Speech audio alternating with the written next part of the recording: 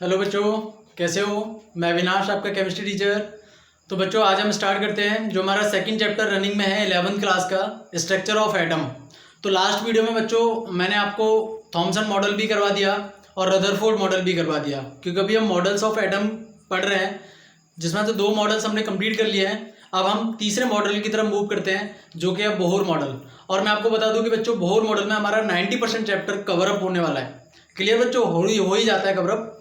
तो Bohr model start करने से पहले मैं कुछ एक 4-5 बहुत छोटे छोटे बट बहुत इंपॉर्टेंट पॉइंट हैं जिनको मैं क्लियर करना चाहता हूँ आपके, जिससे आगे आपको समझने में प्रॉब्लम ना आए। बाकी कंसेप्ट जो हम पढ़ने वाले हैं उनको समझने में दिक्कत ना आए, उसलिए छोटे छोटे कुछ 2-4 कंसेप्ट हैं जिनको मैं समझाना चाहता हूँ। तो आज मैं वही आपके क्लियर करता हूँ। सबसे पहला तो देखो बच्चों, स्टार्ट करते हैं। हमारा पहला टॉपिक है एटॉमिक नंबर। कि बच्चों एटॉमिक नंबर एक्चुअल में क्या होता है, इसको हम रिप्रेजेंट करते हैं जेड से। ये सारी चीजें आप ध्यान रखना, छोटी छोटी चीजें, इसको रिप्रेजेंट करा जाता है। एटॉमिक नंबर को रिप्रेजेंट किससे करा जाता है बच्चों? जेड से। अब एटॉमिक नंबर एक्चुअल में होता क्या है, इस चीज को समझो।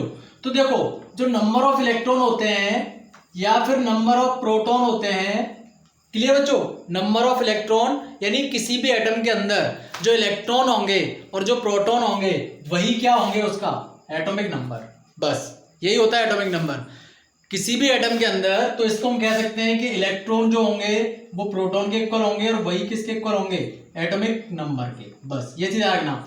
यानी अगर आप किसी एटम का एलिमेंट का आपको एटॉमिक नंबर पता है, अब आपसे को पूछ ले कि इसमें इलेक्ट्रॉन कितने होते हैं, तो उतने ही इलेक्ट्रॉन होंगे जितना उसका एटॉमिक नंबर होगा, और वही उसके प्रोटॉन होंगे जितना उसका एटॉमिक नंबर होगा। क्लियर बच्चों, जो इलेक्ट्रॉन होगा वही उसमें प्रोटॉन होगा और वही क्या होगा, उसका atomic number. That's it. Okay बच्चों, तीसरी चीज, ये पहला। दूसरा कि एटॉमिक मास क्या होता है बच्चों, एटॉमिक मास। अब एक्चुअल में एटॉमिक मास को रिप्रेजेंट कराया जाता है ए से। ठीक है, ये ए फॉर एटॉमिक मास है, ए फॉर अविनाश मत समझना बच्चों। ओके, क्लियर ना। हाँ, तो एटॉमिक मास को किससे रिप्रेजेंट करते हैं, ए से। अब एक्चुअल में एटॉमिक मास अगर आपको कैलकुलेट करना हो, ठीक है, तो आप कैसे करोगे। तो देखो, एटॉमिक मास को कैलकुलेट करने का मतलब होता है कि कोई भी एटम है उसके अंदर जो प्रोटॉन या इलेक्ट्रॉन, ठीक है, मतलब प्रोटॉन प्रेजेंट हो या फिर इलेक्ट्रॉन प्रेजेंट हो, उसका प्लस न्यूट्रॉन का सम जो होता है वो एटॉमिक नंबर होता है। यानी नंबर ऑफ प्रोटॉन, हम चाहे तो number of proton plus neutron equal atomic mass, यानी number of electron and number of neutron का जो सम होगा वही उसका क्या होगा, एटॉमिक मास होगा। क्लियर।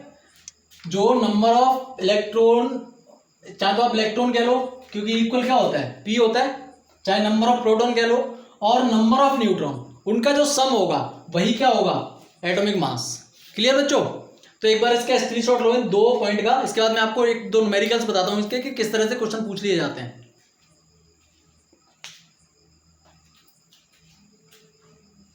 कर लिया बच्चों, ठीक है। अब देखो, मैं यहाँ पे ना एक तो फॉर्मूले लिखा रहा हूं, वो फॉर्मूले को फोकस रखना है, सारा खेल उन फॉर्मूलों का ही है। अब जैसे पहला मान लो, यहाँ पे फर्स्ट फॉर्मूला आपका होगा कि अगर आपको कोई जेड पूछ रहा है तो जेड का मतलब क्या होता है, इलेक्ट्रॉन, और वही क्या होगा, प्रोटॉन। जेड मतलब एटॉमिक नंबर। दूसरी चीज, अगर आपसे कोई एटॉमिक मास पूछ रहा है तो आप क्या करो, प्रोटॉन प्लस न्यूट्रॉन को क्या कर दो, ऐड कर दो। समझ में आ गई बात। अगर आपसे कोई नंबर ऑफ न्यूट्रॉन पूछ रहा है एंड फिर आप क्या करोगे, तो एटॉमिक मास में से एटॉमिक नंबर को माइनस कर दो। बस ये 3 फॉर्मूले हैं, आप याद रखो बस। अगर एटॉमिक नंबर पूछा है तो Z equal E equal P, जो नंबर ऑफ इलेक्ट्रॉन होगा, नंबर ऑफ प्रोटॉन होगा, वही क्या होगा, उसका एटॉमिक नंबर। अगर आपसे कोई इलेक्ट्रॉन पूछ रहा है तो उसका एटॉमिक नंबर होगा, वही उसके इलेक्ट्रॉन होंगे। अगर आपसे कोई प्रोटॉन पूछ रहा है तो जो एटॉमिक नंबर होगा वही उसका क्या होगा, प्रोटॉन होगा। अगर आपसे कोई एटॉमिक मास पूछ रहा है तो प्रोटॉन और न्यूट्रॉन को ऐड कर दो, क्योंकि मास के लिए रेस्पॉन्सिबल कौन होता है, मास के लिए। एक्चुअल बच्चों एक चीज और ध्यान रखो, सॉरी, यहाँ पे आप इलेक्ट्रॉन प्लस न्यूट्रॉन को आप नहीं कर सकते, क्योंकि न्यूट्रॉन, जैसे मैंने आपको क्या बताया था कि ये एटम है, ये न्यूक्लियस है, एटॉम कहाँ होता है, यहाँ, और ये न्यूक्लियस के अंदर कौन होता है, न्यूट्रॉन प्लस प्रोटॉन, और न्यूक्लियस ही एटम के मास के लिए रेस्पॉन्सिबल होता है। ये बात मैंने रदरफोर्ड मॉडल में आपको बताई थी कि जो न्यूक्लियस होता है वही मास के लिए क्या होता है, रेस्पॉन्सिबल होता है। तो न्यूट्रॉन और प्रोटॉन का सम होगा, वही तो एटॉमिक मास होगा, क्योंकि न्यूट्रॉन का, इलेक्ट्रॉन का मास तो नेग्लिजिबल होता है। क्लियर। तो आप एन पी प्लस एन करोगे। ओके बच्चों, उसका नंबर ऑफ न्यूट्रॉन अगर पूछ रहा है तो एटॉमिक मास में से एटॉमिक नंबर को माइनस कर दो। तो वो आपको क्या आ जाएगा, नंबर ऑफ न्यूट्रॉन आ जाएगा ना। राइट बच्चों, थोड़ा सोचा करो। अब चलो एक दो सम करा देता हूं मैं आपको, तो और अच्छी सी प्रैक्टिस हो जाएगी हमारी। तो देखो क्वेश्चन फर्स्ट मान लो हमारा है यहाँ पे कि वो कह रहा है कि एक सोडियम, अब देखो हाँ एक चीज और, एक नोटेशन और होता है, इसको और समझो, ये मेरे को याद आ गया अभी। एक नोटेशन, नोटेशन का मतलब क्या होता है?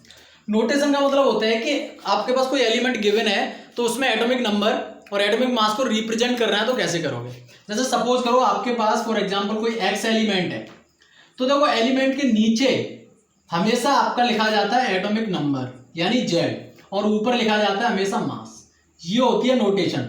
जैसे फॉर एग्जांपल मैं आपको बताऊं कि जैसे मैं आपको कहूं कि आपके पास मान के चलो यहाँ पे है मैग्नीशियम और इसका एटॉमिक नंबर 12 है, तो आप यहाँ पे लिखोगे 12, और इसका मास है 24, तो यहाँ पे लिखोगे आप 24। ये यानी एटॉमिक नंबर हमेशा नीचे लिखा जाता है, एटॉमिक मास हमेशा ऊपर लिखा जाता है। ये होती है नोटेशन। ठीक है ना बच्चों? अब देखो चलो अब चलते हैं क्वेश्चन की तरफ, एक दो क्वेश्चन सॉल्व करते हैं। कोई नहीं, बहुत इजी क्वेश्चन है। क्वेश्चन 1 देखो, देखते हैं। जैसे फॉर एग्जांपल जैसे सोडियम है, कौन सा एटम है? सोडियम। ठीक है, अब वो कह रहा है कि सोडियम का जो मास है वो 23 है। ठीक है, और सोडियम का जो एटॉमिक नंबर यानी जेड है वो 11 है, तो इसमें नंबर ऑफ न्यूट्रॉन्स बताओ। बस ये कह रहा है वो, यानी सोडियम का एटॉमिक नंबर कितना है 11 और मास कितना है 23। अब वो पूछ कह रहा है नंबर ऑफ न्यूट्रॉन। अब वो कह रहा है कि सोडियम का मास 23 है, एटॉमिक नंबर 11 है, तो सोडियम के अंदर कितने नंबर ऑफ न्यूट्रॉन प्रेजेंट होंगे? अब देखो न्यूट्रॉन के लिए फॉर्मूला क्या है, ए माइनस जेड। तो देखो ए कितना है 23 माइनस जेड कितना है देखो 11, तो कितना आ गया 12। बस हो गया आंसर। तो नंबर ऑफ न्यूट्रॉन कितने होंगे 12 होंगे, दैट्स इट। चलो एक और एग्जांपल ले लेते हैं।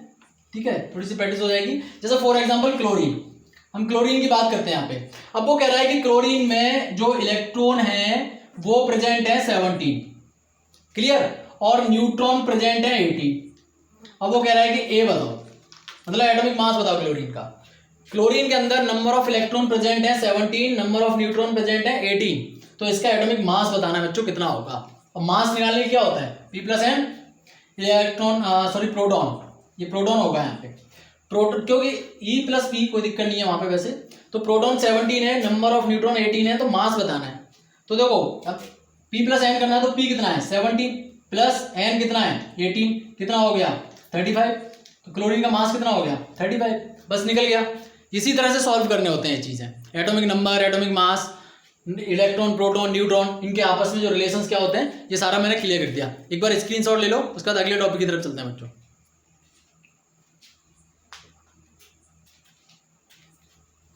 हो गया, वेरी गुड। चलो अब एक अगला टॉपिक है, अब दो छोटे छोटे 2-3 टॉपिक और हैं, उनको भी क्लियर कर लेते हैं, बहुत जल्दी हो जाते हैं अभी। अब देखो अगला टॉपिक है जैसे आइसोटोप्स। तीसरा, आइसोटोप्स क्या होते हैं? आइसोटोप्स, ठीक है, आइसोटोप्स। अब देखो आइसोटोप्स का मतलब होता है कि हम कह सकते हैं such atom of the elements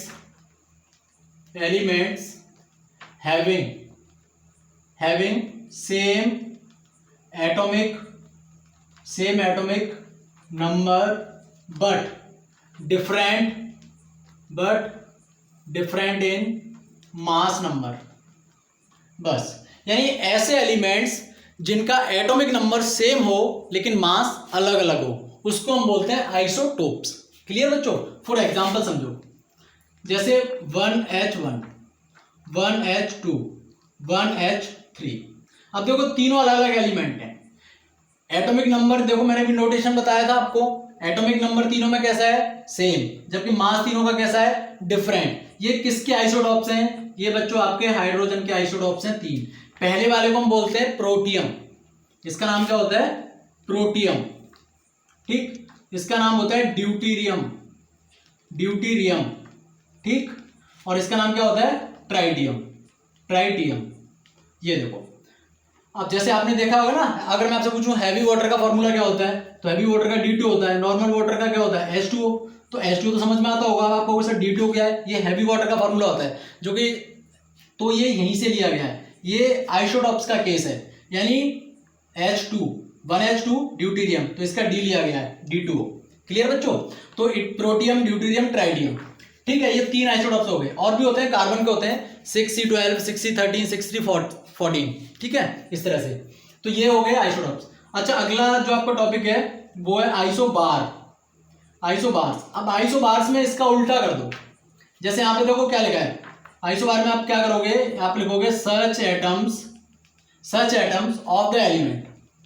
देखो इसी डेफिनेशन से बना सकते हो आप, such atoms of the element, such atom of the elements having, such atom of the elements having.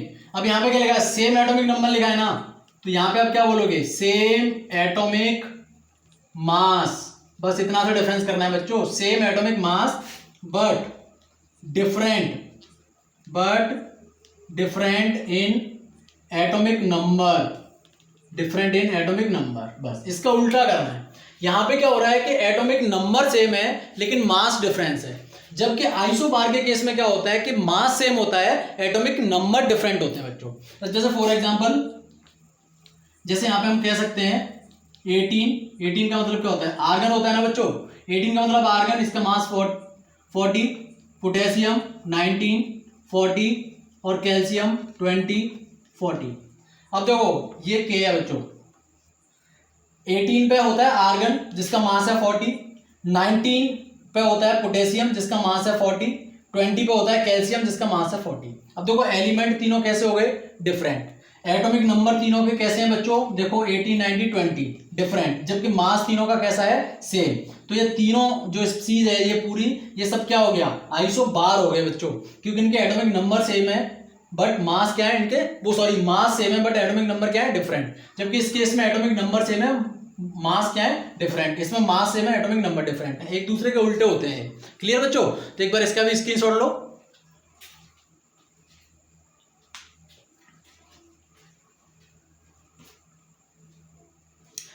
लिख लिया बच्चों, वेरी गुड। चलो अब देखो अगले टॉपिक की तरफ चलते हैं। अगला टॉपिक है बच्चों आपका आइसोटोन्स। ठीक, अगला टॉपिक क्या है बच्चों आपका, आइसोटोन्स। आइसोटोन्स, अभी आइसोटोन्स क्या होते हैं, आइसोटोन्स का मतलब होता है बच्चों such atom of different, such atom of different element which different elements of which contain the same number of neutrons। अब इस चीज को समझो बच्चों, यानी ऐसे डिफरेंट एलिमेंट्स जो कि नंबर ऑफ न्यूट्रॉन उनमें सेम होते हैं, तो उन पूरे को कलेक्टिव फॉर्म में हम बोलते हैं बच्चों आइसोटोन्स। यानी 2, 3 या 4 आपने डिफरेंट एलिमेंट ले लिए बट उन सब में number of neutron same present है, तो उन पूरी चीज को हम बोलेंगे बच्चों आइसोटोन्स। अब देखो इसका एग्जांपल समझते हैं। अब इसका एग्जांपल है यहाँ पे, जैसे हम ले सकते हैं यहाँ पे 6C कार्बन कितना होता है 14, नाइट्रोजन 7 कितना होता है 15, 8 ऑक्सीजन कितना होता है 16। ये हमने 3 स्पीसीज ले ली, इनका पेयर बना दिया। अब देखो यहाँ पे नंबर ऑफ न्यूट्रॉन सेम है कि नहीं, ये चेक करते हैं। तो सबसे पहले तो नंबर ऑफ न्यूट्रॉन का मतलब क्या होता है, A माइनस जेड, यही तो होता है, नहीं atomic mass minus atomic number. Atomic mass कितना है 14, एटॉमिक नंबर कितना है 6, कितना हो गया 8। यानी इसके अंदर कार्बन के अंदर नंबर ऑफ न्यूट्रॉन कितने हैं 8। अब यही चेक करते हैं 15 माइनस 7 8, यहाँ पे चेक करते हैं 16 माइनस 8 कितना हुआ 8। तो देखो 8 8 8, यानी नंबर ऑफ न्यूट्रॉन तीनों में कैसे हैं बच्चों, सेम। तो इनको हम कलेक्टिव फॉर्म में क्या बोलेंगे, आइसोटोन्स, क्योंकि यहाँ पे भी 8 न्यूट्रॉन, यहाँ भी 8 न्यूट्रॉन और यहाँ भी 8 न्यूट्रॉन, तीनों में नंबर ऑफ न्यूट्रॉन कैसे हैं, सेम। तो इसको क्या बोलेंगे बच्चों, आइसोटोन्स। जहाँ पे सेम नंबर ऑफ न्यूट्रॉन होता है वहां पे वो चीज क्या हो जाती है, कलेक्टिव फॉर्म में आइसोटोन्स हो जाती है। तो ये तीनों कैसे हो गए बच्चों, आइसोटोन्स हो गए। क्लियर? अब देखो अगला टॉपिक, और ये लास्ट टॉपिक है, ये है बच्चों आपका आइसो इलेक्ट्रॉनिक्स। Iso electronics. अब देखो हमने इलेक्ट्रॉन का पढ़ लिया, प्रोटॉन न्यूट्रॉन मास सब पढ़ लिया, तो कौन सा बचा होगा, जब सोच के देखो। आइसो इलेक्ट्रॉनिक्स में हम कह सकते हैं, यहाँ पे हमें लिखना होगा कि द स्पीसीज। अब स्पीसीज का मतलब एटम्स भी हो सकते हैं, आयंस भी हो सकते हैं, कुछ भी हो सकता है। The species containing the species containing the same number of electrons, उसको बोलते हैं आइसो इलेक्ट्रॉनिक्स। नाम से पता चल रहा है ना बच्चों, electro, the species containing the same number of electron. अब आप कहोगे कि सर आप प्रोटॉन का भी कराओगे, तो मैं नहीं कराऊंगा बच्चों, क्योंकि हमने क्या पढ़ा है, E=P। अगर इलेक्ट्रॉन सेम है तो प्रोटॉन भी क्या होंगे बच्चों, सेम ही होंगे ना, सिंपल सी बात है। तो the species containing the same number of electron, यानी जो species same number of electron को कंटेन करती है उसको हम बोलते हैं आइसो इलेक्ट्रॉनिक, राइट बच्चों। तो आप देखो इसका एग्जांपल देखो, सब में इलेक्ट्रॉन देखो, ए हो गया O2 नेगेटिव, ठीक है, चलो O ही कर लेते हैं, O2 नेगेटिव हो गया, फिर उसका हो गया F negative, O2 negative F negative, इसका मतलब हो गया Na पॉजिटिव, क्लियर, और यहाँ पे हो गया Mg2 पॉजिटिव, और इधर हो गया Al3 पॉजिटिव, और एक हो सकता है आपका Ne। इतनी सारी हमने इस चीज ले ली। देखो oxygen, fluorine, sodium, magnesium, aluminium, neon. अब चेक कर लेते हैं कि इनमें नंबर ऑफ इलेक्ट्रॉन सेम है या नहीं है, ठीक है, नंबर ऑफ इलेक्ट्रॉन चेंज। अब देखो इलेक्ट्रॉन का मतलब, 2 नेगेटिव का मतलब क्या होता है कि ये 2 इलेक्ट्रॉन गेन कर रहा होगा, 2 नेगेटिव का मतलब है 2 इलेक्ट्रॉन गेन कर रहा होगा। तो ऑक्सीजन का एटॉमिक नंबर कितना होता है, अभी मैंने आपको क्या पढ़ाया बच्चों, E=P=Z, तो हम सारा खेल यहां से शुरू करेंगे Z से, क्योंकि जो उसका एटॉमिक नंबर होगा वही क्या होगा, अभी प्रेजेंट में जो एटॉमिक नंबर है वही क्या है उसका, इलेक्ट्रॉन्स। तो अगर इसका एटॉमिक नंबर कितना होता है ऑक्सीजन का, 8 होता है बच्चों, और तो इसके इलेक्ट्रॉन भी कितने होंगे, 8 होंगे, लेकिन इसमें 2 नेगेटिव आ रहा है ना इस पे, तो 2 इलेक्ट्रॉन इसने गेन भी तो करे होंगे, तो 8 + 2 = कितना हो गया, 10। तो ऑक्सीजन में कितने इलेक्ट्रॉन प्रेजेंट हैं, 10। अब फ्लोरीन का कितना होता है, 9 एटॉमिक नंबर, तो 9 इलेक्ट्रॉन तो ये हो गए, प्लस नेगेटिव चार्ज है तो 1 इलेक्ट्रॉन वो गेन कर रहा है, तो 9 + 1 = कितना हो गया, 10। तो फ्लोरीन में भी कितना हो गया, 10। अब देखो सोडियम का कितना होता है, 11, बट एक पॉजिटिव है, Na पॉजिटिव, मतलब 1 इलेक्ट्रॉन उसने क्या कर दिया, डोनेट कर दिया, तो कितने बचे, 10। मैग्नीशियम का कितना होता है, 12, लेकिन 2 पॉजिटिव है, मतलब 2 इलेक्ट्रॉन वो अपने डोनेट कर चुका है, तो कितना बचा, 10। एल्युमिनियम का कितना होता है, 13, बट 3 इलेक्ट्रॉन वो डोनेट कर चुका है, तो कितना बचा, 10। और नियॉन तो इनर्ट गैस है, तो 10 का 10 ही रहेगा। तो देखो 10 10 10 सबका 10 आ रहा है, तो मतलब नंबर ऑफ इलेक्ट्रॉन सब में कैसे हैं, इक्वल 10 है। तो इस पूरी चीज को कलेक्टिव फॉर्म में क्या बोलेंगे बच्चों, आइसो इलेक्ट्रॉनिक्स। अगर आप कहोगे सर नंबर ऑफ प्रोटॉन, तो आपको पता है E=P=Z होता है, अगर इलेक्ट्रॉन 10 है तो प्रोटॉन भी क्या होंगे, सब में 10 होंगे, सिंपल सी बात है। क्लियर हो गया बच्चों। तो ये आपके टॉपिक थे, एक बार इसका भी स्क्रीनशॉट ले लो। ओके, क्लियर हो गया बच्चों। तो ये आपके atomic number, atomic mass, notation, isotopes, isobars, isotones, iso electronics, इतनी सारे जो बहुत छोटे छोटे कंसेप्ट हैं जो मैंने क्लियर करा दिए। अब नेक्स्ट वीडियो में बच्चों हम स्टार्ट करेंगे प्रॉपर बोहर मॉडल। ओके बच्चों, तो अगर कोई डाउट है तो आप मुझे कमेंट करके पूछ सकते हो, आई होप मैं आपको आंसर करूंगा। ओके, तो इस वीडियो को लाइक करो, शेयर करो, चैनल को सब्सक्राइब करो, और उन बच्चों को जरूर फॉरवर्ड करो जो कोचिंग एफर्ट नहीं कर पाते हैं बच्चों। Okay, so bye bye, be happy, good luck बच्चों।